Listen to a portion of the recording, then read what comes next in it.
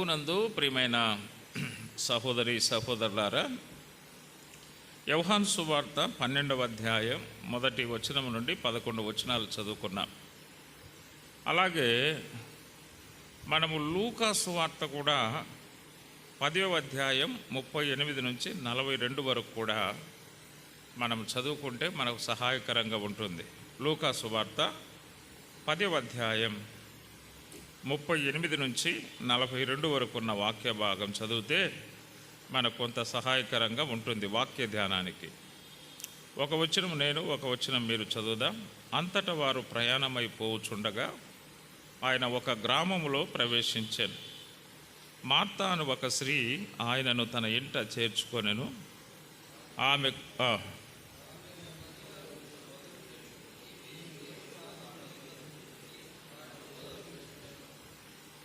Martha విస్తారమైన పని పెట్టుకొనుట చేత తొందరపడి ఆయన యొద్దకు వచ్చి, ప్రభువా, నేను ఒంటరిగా పని చేయుటకు నా సహోదరి నన్ను విడిచిపెట్టినందున నీకు చింత లేదా? నాకు సహాయము చేయమని ఆమెతో చెప్పుమనెను.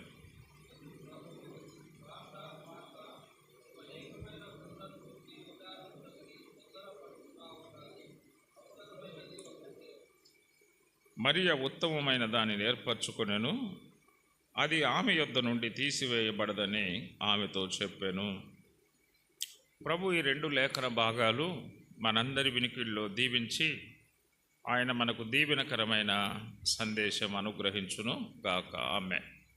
ప్రియమైన సహోదరి సహోదరులారా, లూకా సువార్త 10వ అధ్యాయం 38 నుంచి 42 వరకు చదువుకున్నాం.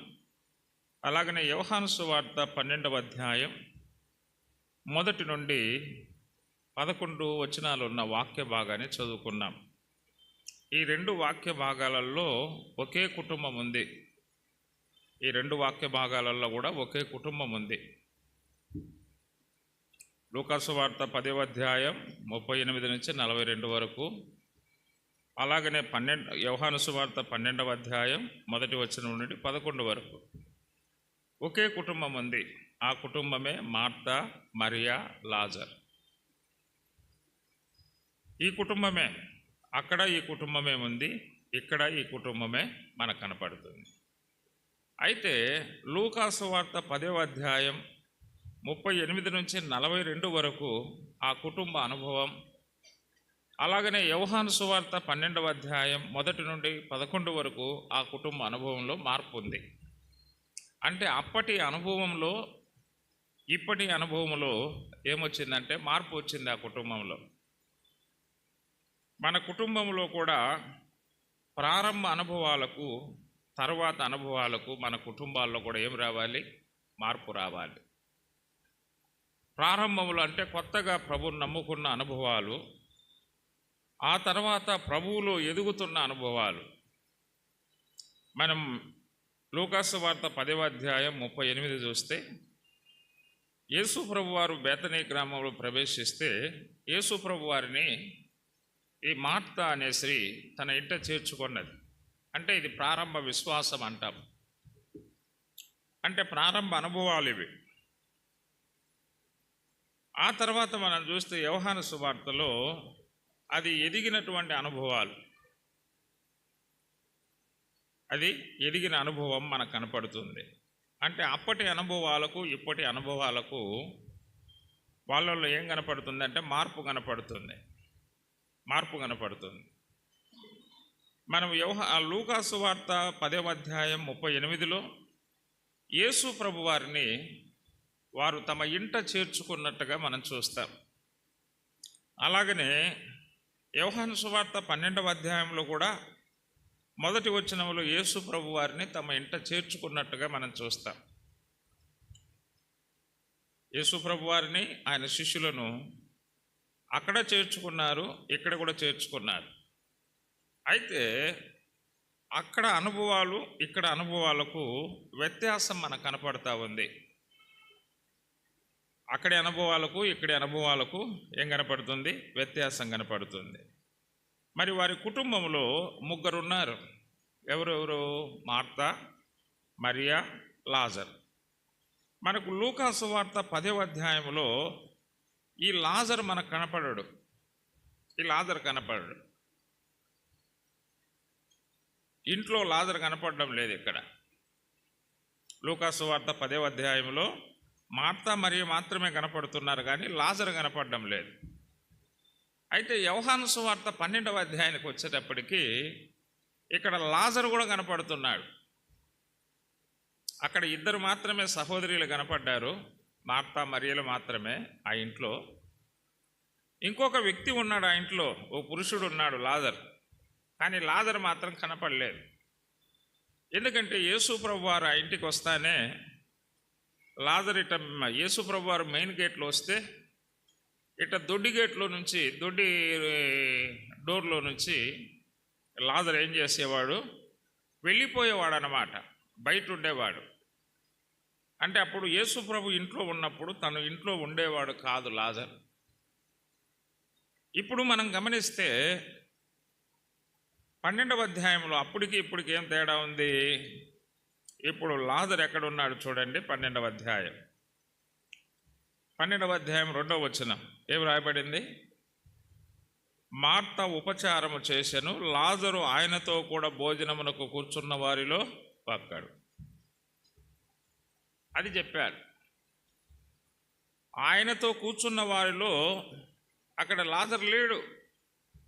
లూకాసు వార్త 10వ అధ్యాయం. లాజరు అప్పుడు ఎప్పుడు ఉండేవాడంటే బయట తిరుగుతూ ఉండేవాడు. యేసు ప్రభు ఆయన శిష్యులు వస్తే కనపడేవాడు కాదు, ఎప్పుడు బయట తిరిగేవాడు. ఆ ప్రభు వస్తే ఆయన వాక్యాలు చెప్తాడు, శిష్యులు వస్తే వాక్యాలు చెప్తారు. ఈ వాక్యాలు ఎవరు వింటారు అని చెప్పి ఏం చేసేవాడంటే తప్పించుకొని తిరిగేవాడు.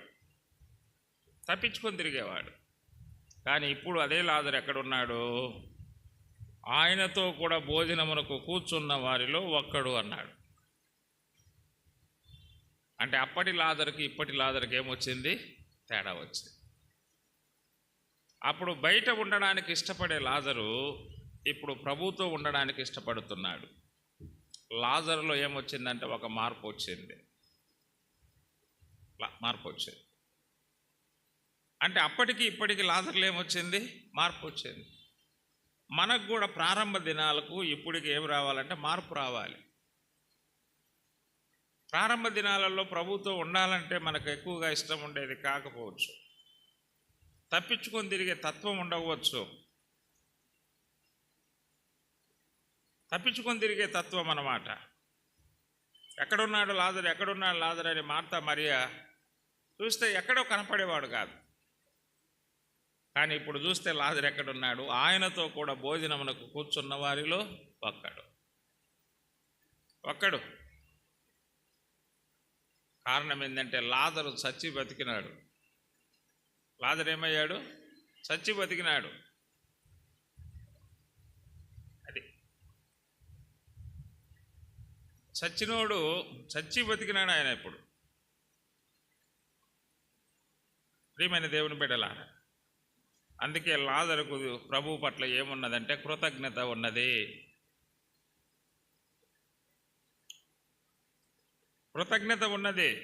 మనకు కూడా ఒకప్పుడు తప్పించుకొని తిరిగిన వ్యక్తి ఇప్పుడు ప్రభువుతో ఉండే వ్యక్తి అయినాడు. ప్రభువుతో ఉండే వ్యక్తి, ఆయనతో కూడా భోజనం వరకు కూర్చున్న వారిలో ఒక్కడు అన్నాడు.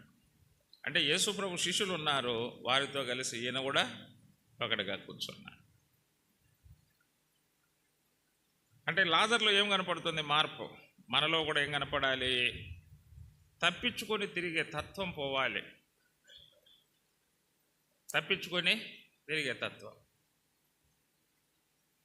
ప్రభువుతో ఉండే తత్వం రావాలి మనకు. ఒకప్పుడు తప్పించుకొని తిరిగేవాడు, ఇప్పుడు ప్రభువుతో ఉండేవాడు. ప్రియమైన దేవుని బిడ్డలారా, తప్పించుకొని తిరుగుతూ ఉన్నామా? అది ఒకప్పుడు అనుభవంగా ఉండాలి.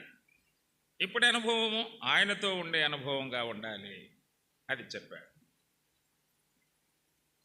రెండవది మార్త విషయం మనం చూద్దాం. మార్త విషయం 2వ వచనం ఏం రాయబడింది? 12వ అధ్యాయం 2వ వచనం, మార్త ఉపచారము చేసెను, అంటే పరిచర్య చేస్తూ ఉంది. ఆమె లూకా సువార్త 10వ అధ్యాయంలో కూడా పరిచర్య చేస్తూ ఉంది. అంటే ఆమె వంటగదిలోకి వెళ్ళి యేసు ప్రభువుకు ఆయన శిష్యులకు కావలసినవి ఆమె సిద్ధపరుస్తూ ఉంది. అయితే అక్కడ ఆమె చేసే పరిచర్యకు ఇక్కడ ఈమె చేసే పరిచర్యకు వ్యత్యాసం ఉంది. లూకా సువార్త 10వ అధ్యాయంలో ఆమె చేసే పరిచర్య ఎలా ఉందంటే, అక్కడ ప్రభువును నిందిస్తూ ఉంది. ప్రభువా, నేను ఒంటరిగా వంటగదిలో ఉన్నానే, మా సహోదరి ఏమో నీ పాదాల దగ్గర ఉంది, మీ అక్కగారు ఒంటరిగా ఉన్నారని చెప్పి ఆమెను నా దగ్గరికి పంపించాలి కదా, మీరేమో 13 మంది ఉన్నారు ఇంట్లో, మా ఇంటికి ఏమో 13 మంది వచ్చారు, ఈ 13 మందికి నేను ఒక్కదాన్ని ఎట్లా చేసి పెట్టను? అంటే సహజంగా స్త్రీల యొక్క తత్వం అన్నమాట అది. ఎక్కువ మంది వస్తే గొనుగుతూ ఉంటారు చూడే, ఉన్నట్టుండి ఎవరినైనా పిలుచుకొని వచ్చినామనుకో, ఇంటికి ఏం చేస్తారు చెప్పండి? ఇంతమందికి నేను ఎట్లా చేసి పెట్టాలా? నువ్వేమన్నా సహకరిస్తావా? వాడేమన్నా సహకరిస్తారా? ఆ పాప ఏమన్నా సహకరిస్తుందా అని మాట్లాడుతూ ఉంటాం చూడు అప్పుడప్పుడు, ఉన్నట్టుండి ఇంతమందిని పిలుచుకొని వస్తే. అలాగనే ఈమె కూడా ఏమంటా ఉంది, నేను 13 మందికి ఒంటరిదాన్ని ఎట్లా చేసి పెట్టాలా? ఎంత కష్టం అనుకుంటున్నారు? ఆ మరియకు చెప్పి మీరు పంపించవచ్చు కదా వంటగదిలోకి. అంటే ఆమె చేస్తూ ఉంది, కానీ ఎలాగ చేస్తూ ఉందంటే పరిచర్య సనుగుతూ పరిచర్య చేస్తూ ఉంది. కొన్నిసార్లు మనం చేస్తాం, కానీ ఎలాగ చేస్తాము? ఇక తప్పదు అన్నట్టుగా చేస్తాం, సనుగుతా. ఇక సనుగుతా మళ్ళీ వాళ్ళ మీదకి వీళ్ళ మీదకి పోతాం. నేను ఒకదాన్ని చేస్తూ ఉంటే మిగతా వాళ్ళందరూ పట్టించుకోకుండా ఉన్నారు అని మనం ఏం చేస్తామంటే సనుగుతూ ఉంటాం. చేస్తూ ఉంది కానీ సనుగుతూ చేస్తూ ఉంది ఆమె. ఆమె పరిచర్యలు ఏమున్నాయంటే సనుగులు ఉన్నాయి అక్కడ మనం చూస్తే. అయితే ఇక్కడ చూస్తే ఆమె పరిచర్యలో సంతోషంగా పరిచర్య చేస్తూ ఉంది, సనుగుతూ చేయలేదు. అంటే అప్పటికి ఇప్పటికి ఏమొచ్చేసింది? మార్పు. అప్పుడు కూడా పరిచర్య చేసింది కానీ సనుగుతూ చేసింది. ఇప్పుడు ఎలా చేస్తూ ఉంది? సంతోషంగా చేస్తూ ఉంది. అంటే మార్తలో కూడా ఏమొచ్చిందంటే మార్పు వచ్చేసింది. అంటే మనం కూడా ప్రారంభ దినాల్లో సనుగుతూ మనం ఉంటాం. ఇప్పుడు సనుగులు సంచయములను మానుకుంది, సంతోషంతో ఇప్పుడు ఆమె ఏం చేస్తూ ఉందంటే పరిచర్య చేస్తూ ఉంది. ఇశ్రాయేలీలందరూ కూడా ఒక అలవాటు ఉండేది ఇశ్రాయేలీలకు, సనిగే అలవాటు. చేస్తారు కానీ సనుగుతా చేస్తారన్నమాట వాళ్ళు ఏది చేసినా. అంటే ప్రతిదానికి సనుగు సనుగు సనుగు సనుగు. ఈ సనుగులు అనేవి దేవునికి ఇష్టమైనవి కాదు. ఈ సనుగులు అనేవి పెద్ద మనకేమనిపిస్తాయంటే అవి పెద్ద పాపాలుగా అనిపించవు.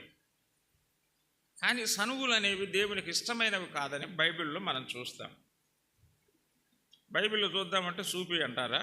సరే చూపిస్తాం, కానీ చూద్దాం. ఒకటి సంఖ్యాకాండంలోకి రండి ఒకసారి. సంఖ్యాకాండంలోకి,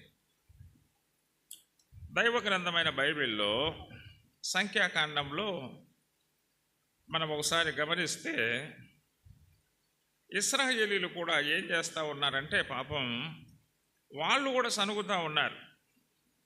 ఆ సనుగులు ఎవరు విన్నారంటే దేవుడు విని ఏమంటాడంటే చూడండి, సంఖ్యాకాండము ప్రియమైన వారులారా 16వ అధ్యాయం, సంఖ్యాకాండం 16వ అధ్యాయం 41వ వచనం ఏమన్నాడు?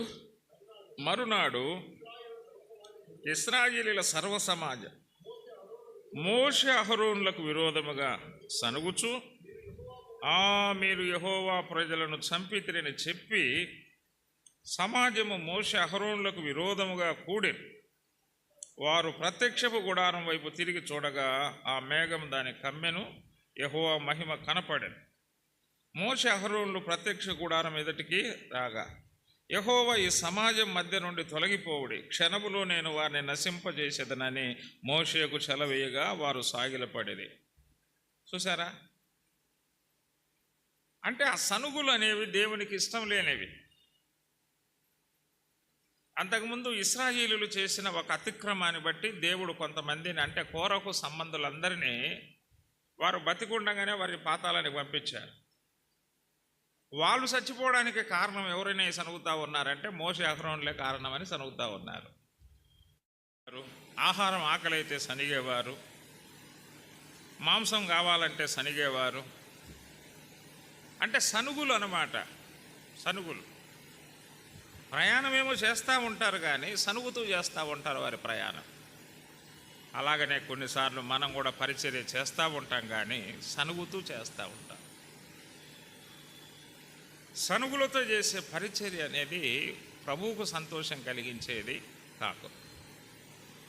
అందుకే కొత్త నిబంధనలో ఫిలిప్పి సంఘంతో పౌలు మాట్లాడుతూ ఏమంటాడంటే, ఫిలిప్పి సంఘంతో పౌలు మాట్లాడుతూ ఫిలిప్పి పత్రిక 2వ అధ్యాయం 14-15 వచనాల్లో ఏమంటాడంటే, మీరు మూర్ఖమైన వక్రజనం మధ్య నిరపరాధులను, నిష్కలంకులను, అనింద్యులనైన దేవుని కుమారులగునట్లు సనుగులను సంచయములను మాని అన్నాడు. మీరు దేవుని కుమారులు, దేవుని కుమార్తెలు అగునట్లు సనుగులు సంచయములు మాని సమస్త కార్యాలు చేయండి. మీ కార్యాలు ఎలాగ చేయాలంటే సనుగులతో మీరు కార్యాలు చేయకూడదు. సనుగులు మానండి, సంచయములు మానండి, మీ కార్యాలు చేయండి, మీ పరిచర్య మీరు చేయండి. అది ప్రభువుకు సంతోషం కలిగిస్తేది. మీరు సనుగుతూనే మీరు అన్నీ చేస్తే దాని ద్వారా ఆయనకేం సంతోషమేమి ఉండదు. కొన్నిసార్లు ఇంట్లో కూడా చూడండి, సనుగుతూ ఉంటారు సిస్టర్స్. ఈ భర్త సంతోషంగా ఉండలేడు. చూడండి, సనుగుతూ ఉంటే ఉంటాడా? ఉండలేడు. అంటే పురుషులకు స్త్రీలకు సనిగే అలవాటు ఉంటుంది, కొన్ని ఇళ్లలో పురుషులకు సనిగే అలవాటు ఉంటుంది, కొన్ని ఇళ్లలో పురుషులకు సనిగే అలవాటు ఉంటుంది.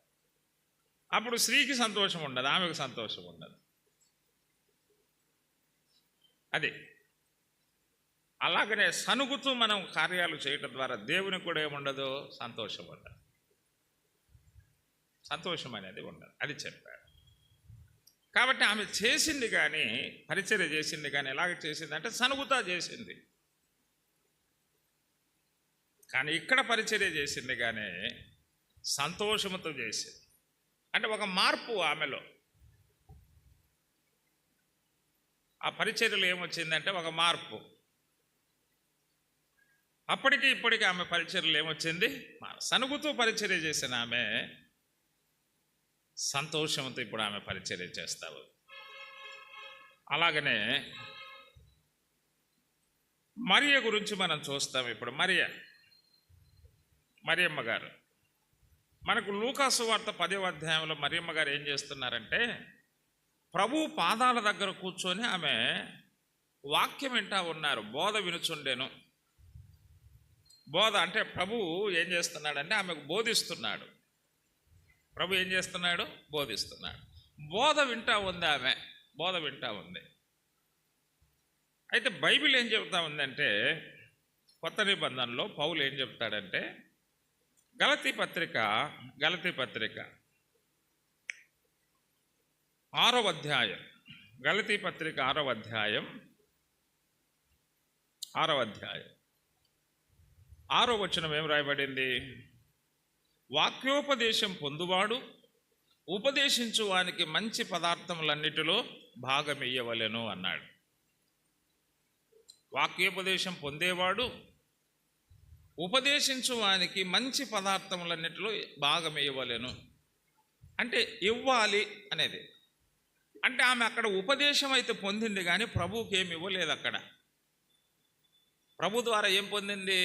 ఆయన పాదాల దగ్గర కూర్చొని, చెప్పు ప్రభువా, నువ్వు చెప్తే నేను వింటాను అంటే ప్రభు చెప్తా ఉన్నాడు, ఆమె వింటా ఉంది. లూకాసు వార్త 10వ అధ్యాయంలో యేసు పాదముల యొద్ద కూర్చొని ఆయన బోధ వినుచుండెను. కానీ ప్రభువుకి ఇవ్వవలసింది మాత్రం ఆమె ఇవ్వలే. ప్రభు ద్వారా బోధ వినింది, వాక్యం అయితే ఆమె నేర్చుకుంది, కానీ ప్రభువుకి ఇవ్వాల్సింది ఇవ్వలేదు. ఇప్పుడు మనకు ఇక్కడ ఏం జరుగుతుందంటే యోహాను సువార్త 12వ అధ్యాయంలో ఇప్పుడు ఆమె ఏం చేస్తూ ఉంది చూడండి. యోహాను సువార్త 12వ అధ్యాయం 3వ వచనం ఏం రాయబడింది? 3వ వచనం, అప్పుడు మరియా మిక్కిలి విలువ గల అచ్చ జటామాంసి అత్తరు 1 సేరున్నర ఎత్తు తీసుకొని యేసు పాదములకు పూసి తన తల వెంట్రుకలతో ఆయన పాదములు తుడిచెను. ఇల్లు అత్తరు వాసనతో నిండారు. ఇప్పుడు ప్రభువుకి ఇవ్వవలసింది ఆమె ఇచ్చింది. అచ్చ జటామాంసి అన్నాడు. అత్తరు 1 సేరున్నర ఎత్తు తీసుకొని అన్నాడు. ఇక్కడ పుట్నోట్లో ఎంతని రాయబడింది? అది ఇంచుమించు 150 రూపాయలు. 150 రూపాయలు అంట అప్పట్లో. 150 రూపాయలు అంటే 300 దేనారముల విలువ. 1 దేనారము 1 అర్ధ రూపాయి అంటే 300 దేనారములు విలువ చేసేటువంటి అత్తరు ప్రభుకి ఇచ్చింది. పనికి వెళ్తే 1 దేనారం వేయబడుతుందని బైబిల్లో రాయబడేది. 1 దేనారం అంట. చూడండి, మత్తయి సువార్త 20వ అధ్యాయం మొదటి 2 వచనాలు మనం చదువుదాం. ఏలయనగా పరలోక రాజ్యం ఒక ఇంటి యజమానిని పోలి ఉన్నది. అతడు తన ద్రాక్ష తోటలో పనివారిని కూలికి పెట్టుకొనుటకు ప్రొద్దున బయలుదేరి దినమునకు 1 దేనారము చొప్పున పనివారితో వడబడి తన ద్రాక్ష తోటలోనికి వారిని పంపెను.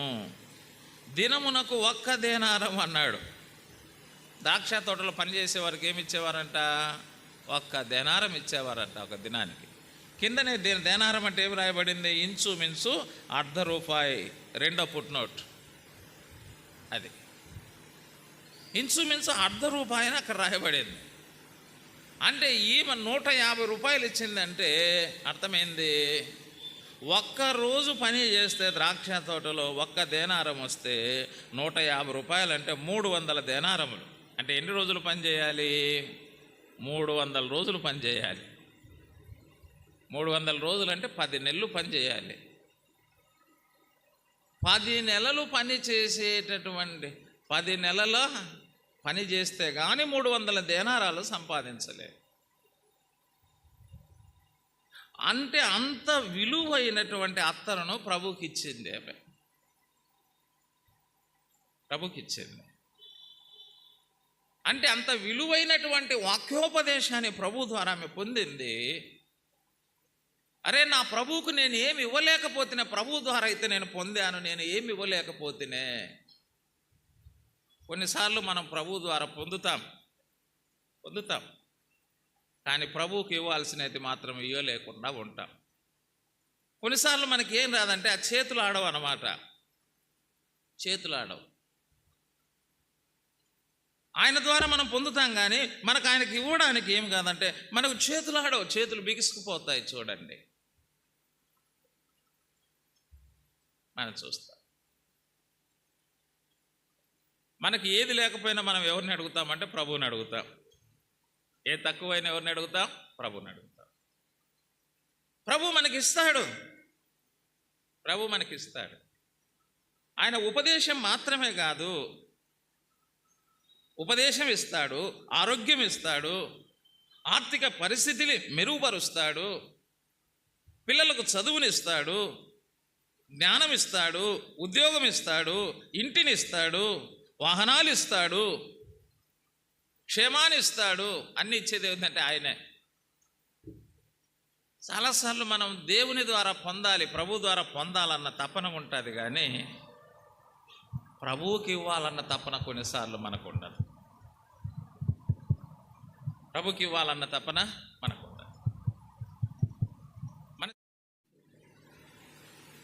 అది విడిచిపెట్టి ఏం కావాలి? యేసు ప్రభునందు విశ్వసించాలి. ఒకప్పుడు లాజర్ను బట్టి ఎవరు కూడా విశ్వసించలేదు. ఎందుకంటే లాజరే విశ్వాసి కాదు, ఒకప్పుడు బయట తిరిగేవాడు. ఇప్పుడు లాజరు ఏమైనాడంటే విశ్వాసి అయినాడు. లాజరు ఏమైనాడంటే విశ్వాసి అయినాడు. ప్రభు అయిన యేసునందు విశ్వసించినవాడు, రక్షించబడినవాడు, పాప క్షమాపణ పొందినవాడు, జీవ గ్రంథములో పేరు రాయబడ్డవాడు, ఆ ప్రభువుతో కూర్చున్నవాడు.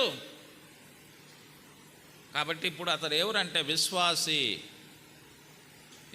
అతను. కాబట్టి ఈ విశ్వాసిని బట్టి అనేకులు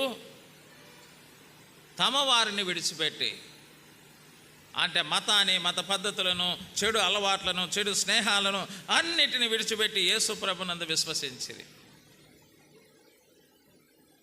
కాబట్టి ప్రియమైన దేవుని బిడ్డలారా, ఒకప్పుడు లాజరును బట్టి ఎవ్వరు కూడా యేసు ప్రభును విశ్వసించిన వారు కాదు.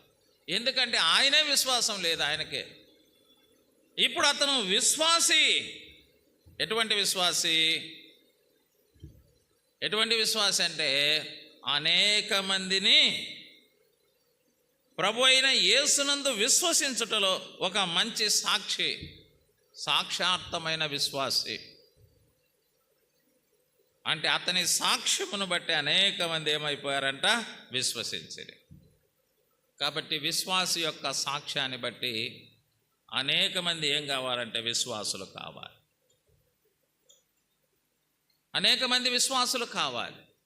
ఒకప్పుడు అతనికి ఏమి సాక్ష్యము లేదు. ఎందుకంటే అతడు బయట తిరిగేవాడు, ఏమి సాక్ష్యం లేదు కదా. ఇప్పుడు యేసుతో ఉన్నాడు కాబట్టి అతనికి ఆ సాక్ష్యం.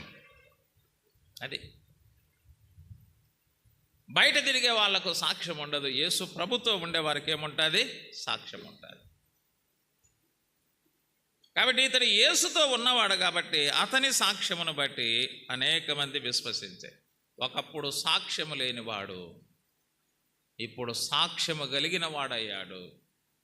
అనేక మంది ప్రభు అయిన యేసునందు విశ్వసించడానికి కారకుడైనాడు. ఎంత గొప్ప భాగ్యం. కాబట్టి అప్పటికి ఇప్పటికి ఏముంది?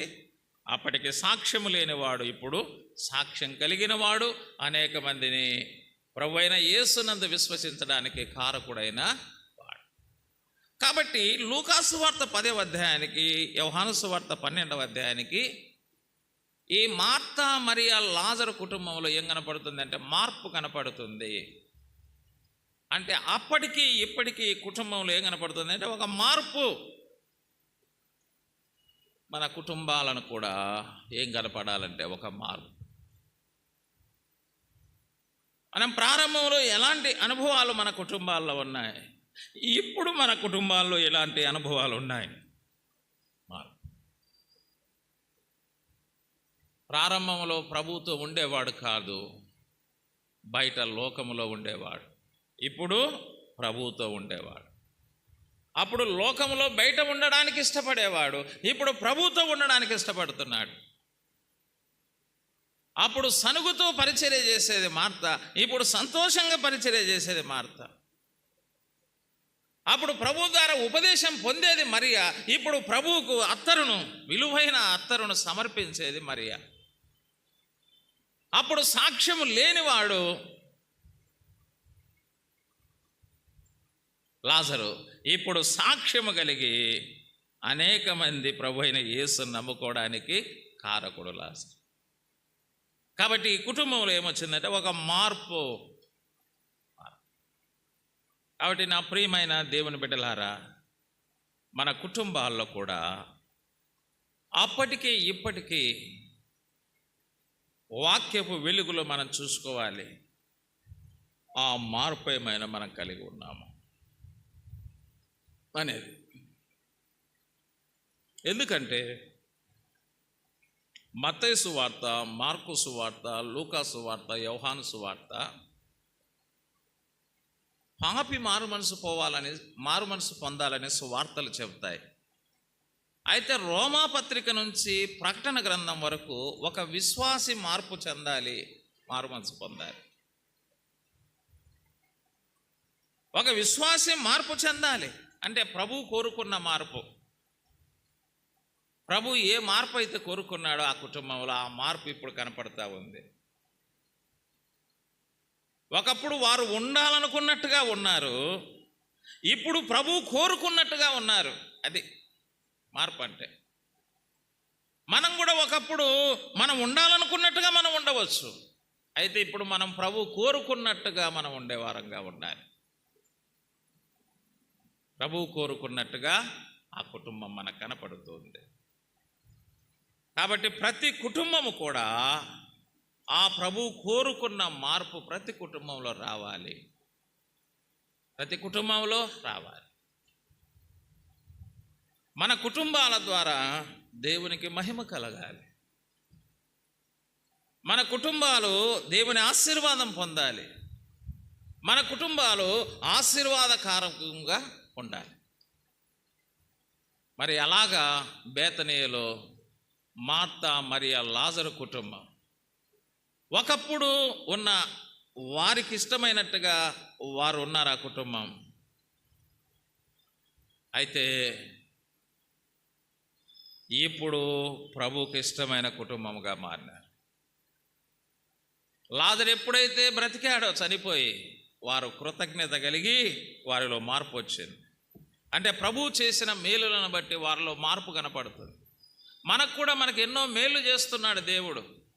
ఆత్మీయంగా మేలు చేస్తున్నాడు, ఆర్థికంగా మేలు చేస్తున్నాడు, ఆరోగ్యపరంగా మేలు చేస్తున్నాడు. మేలు పొందిన మనలో మార్పు రావాలి. మేలు పొందిన మనలో మార్పు రావాలి.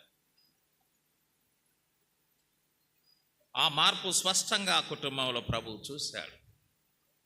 ఆ మార్పును చూసి ప్రభు సంతోషిస్తూ ఉన్నాడు, ఆనందిస్తున్నాడు. ఆ మార్పును చూసి ఆ కుటుంబాన్ని అంగీకరిస్తున్నాడు. ఆ మార్పును చూసి ఆ కుటుంబాన్ని ఆశీర్వాదిస్తున్నాడు. ఆ కుటుంబం ఆశీర్వాద కారణముగా ఉంది. కాబట్టి ప్రియులారా, మన కుటుంబాల్లో కూడా మార్పు చూసి ప్రభు ఆనందించేవాడుగా ఉండాలి, ప్రభు అంగీకరించేవాడుగా ఉండాలి, ప్రభు ఆశీర్వాదించేవాడుగా ఉండాలి. మనం అనేకులకు ఆశీర్వాద కారకులుగా మన కుటుంబాలు ఉండాలి. బేతనీలో మార్తా మరియ లాజరు కుటుంబాల వలె మన కుటుంబం ఉండడానికి దేవుడు మనకు సహాయం చేయునుగాక. దేవుడు ఇచ్చిన తలంపులు మనందరికీ దీవెనకరంగా చేయునుగాక. ఆమేన్. ప్రభునందు ప్రతి ఆదివారం ఉదయం 8 గంటల నుండి ఆరాధన, ప్రతి మంగళవారం రాత్రి 7 గంటల నుండి బైబిల్ స్టడీ, ప్రతి గురువారం రాత్రి 7 గంటల నుండి వాక్య పరిచర్య, ప్రతి శుక్రవారం మధ్యాహ్నం 2 గంటల నుండి సహోదరుల కూడిక, ప్రతి శనివారం రాత్రి 7 గంటల నుండి ప్రార్థనా విజ్ఞాపన కూడిక. రండి, వినండి, దైవాశీస్సులు పొందండి. మా చిరునామా శిలోహు ప్రార్థనా మందిరం, ఆంధ్రకేశ్వరు, ప్రొద్దుటూరు. ప్రభువైన యేసుక్రీస్తు కృప మీ అందరికీ తోడైండునుగాక.